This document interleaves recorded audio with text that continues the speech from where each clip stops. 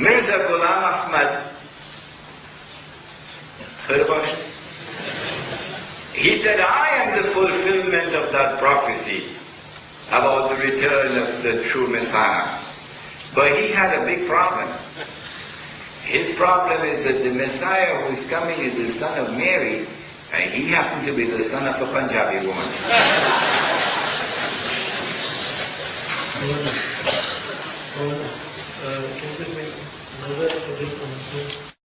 The Salah, the prayer. The son of Mary would say, no, the people have appointed you as the Imam, you lead. After the prayer of the Salat is finished, in which the son of Mary will worship and pray and bow down, prostrate before the God of Abraham, the one God. He will worship God. Don't worship him. When the Salat is over, he will then say, open the gates. All of this is in the hadith of Sahih Muslim. When he comes out, the false Messiah will see the true Messiah.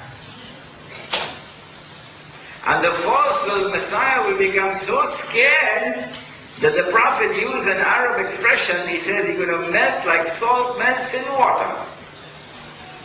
And then the false Messiah will flee. In which direction? Baghdad? No, the state of Israel. And the true Messiah pursues him and overtakes him in a place called Lud. And Lud is the headquarters of the Israeli Air Force. So it's aerial warfare. And the true Messiah now kills the false Messiah. That's coming around the corner. Within the next 50 years, inshallah, I believe. Of course, I can be wrong, but this is my plausible guesswork. When the true Messiah kills the false Messiah, then an essential component of the support of the state of Israel and of the world order that controls the world today would have been demolished. After this comes the destruction of Gog and Magog, which is tomorrow's lecture. So I need not speak on it today. When Gog and Magog are destroyed, and Dajjal, the false Messiah, had been killed, then the very foundations of the world order which controls the world today will have been demolished. My suspicion is that the world of modern technology will also come to a halt at that time. At this time, said the Prophet ﷺ, I'm going to quote two ahadith now, but do please remember, these words are not coming from me. They are not my words. These are the words of the Prophet Muhammad ﷺ. And I have the right to quote the Prophet in order for me to teach this subject. He said,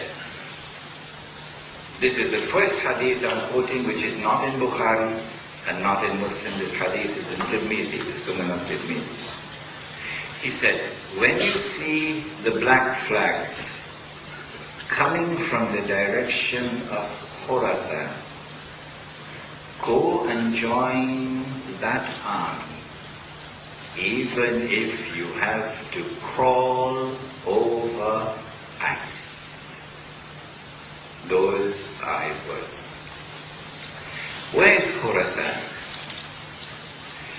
The illustrious Pakistani scholar Dr. Israr Ahmad has done the research and has explained to us that Khurasan at the time of the Prophet ﷺ is that large geographical territory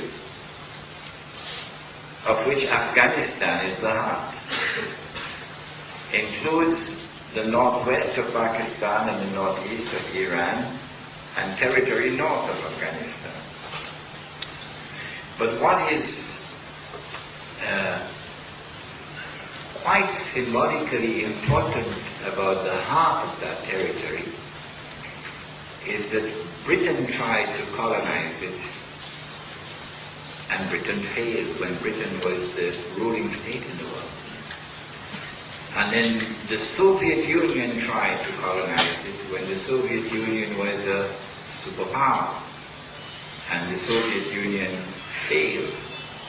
And guess who is trying to colonize it now? When you see that army coming from Khorasan, go and join that army. Even if you have to crawl over ice. And so, Singapore, I have a gentle word of guidance to share with you. And I'm entitled to do that because I'm in the status of a teacher, teaching Islam around the world, not just Singapore. This is my word of guidance. When you look for those who are your guides, your teachers, the men whose opinion you cherish, to guide you on the right path, to teach you your religion, ask yourself, is this the kind of man who would crawl over ice to go and join that army which will come from Khorasan?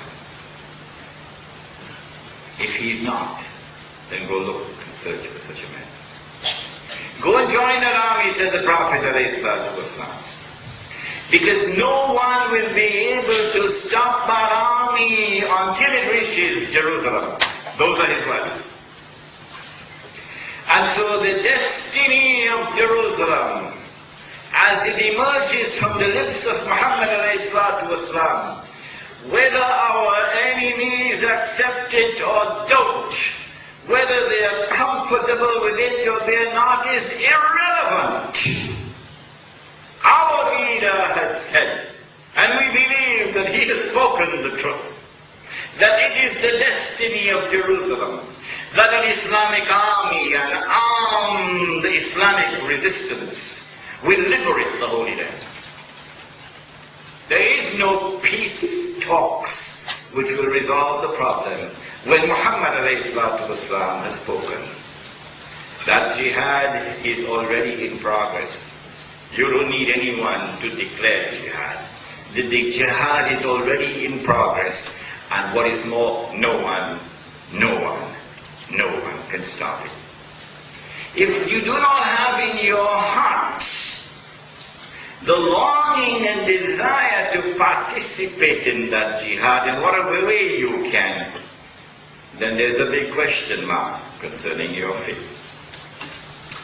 When that army comes from Jerusalem, from Khorasan, then the Prophet spoke, and this is the last hadith I'm going to be quoting, or maybe the second to last.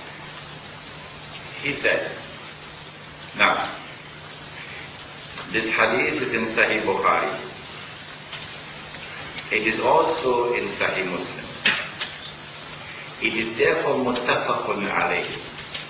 It is the strongest, most authentic possible statement of Muhammad ﷺ. These are his words. Do not say that they are mine. They are his words. He said, لَتُقَاتِلُنَّ الْيَهُودِ. You will most surely fight the Jews. That's already happened. وَلَتَقْتُلُنَّهُمْ. And you will most certainly kill them, meaning you will be victorious. حَتَّى يَقُولُ الْحَجَرُ.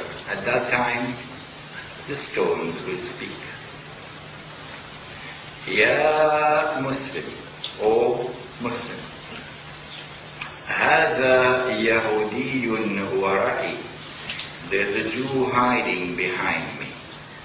فَتَعَالَى فَقْتُلْ. So come and kill him.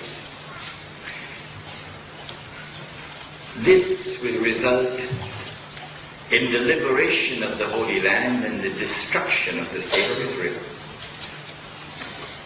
And then the Islamic state of Israel, the one of Dawood alayhi salam and Sulaiman alayhi salam, that will now replace it in the Holy Land. And so Islam will become the ruling state in the world. And the true Messiah will now rule the world from Jerusalem, with a rule which will be eternal.